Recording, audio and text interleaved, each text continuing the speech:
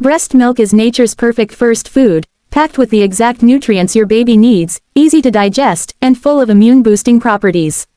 From day one it adapts to your baby's needs. Colostrum in the first days is concentrated and rich in antibodies, then mature milk follows with the right balance of fats, proteins, and sugars to support healthy growth and brain development.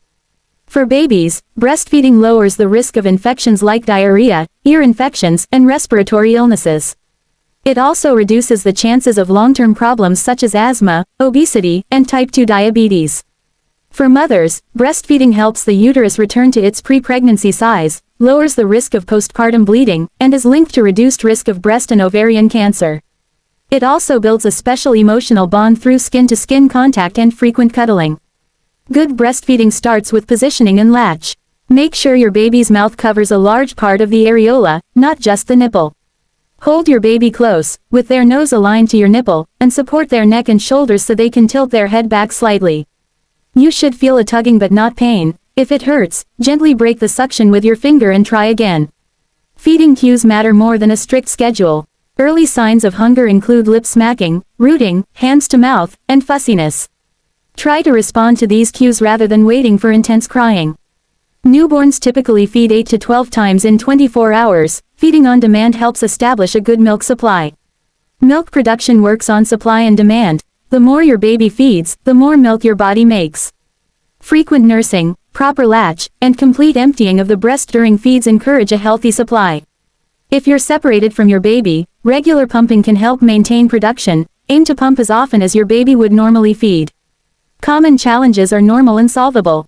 Sore nipples are often a sign of poor latch.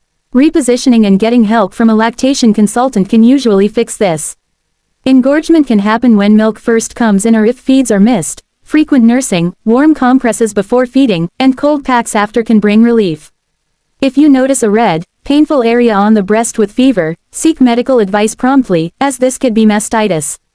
If you need to store expressed milk, follow safe guidelines. At room temperature up to 25 degrees Celsius, 77 degrees Fahrenheit, use within 4 to 6 hours, in the refrigerator for up to 4 days, and in a freezer for about 6 months for best quality. Up to 12 months is acceptable in a deep freezer.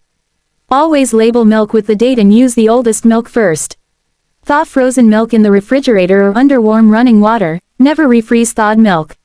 Some mothers cannot or choose not to breastfeed, and infant formula is a safe alternative when used correctly. If you have questions about supplementation, pumping, or returning to work while breastfeeding, a lactation consultant or your healthcare provider can offer personalized support. Every mother and baby pair is unique.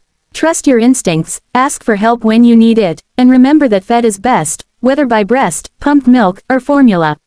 If you found these tips helpful, like this video, subscribe for more parenting and baby care guides, and leave your questions in the comments. I'll answer them in the next video.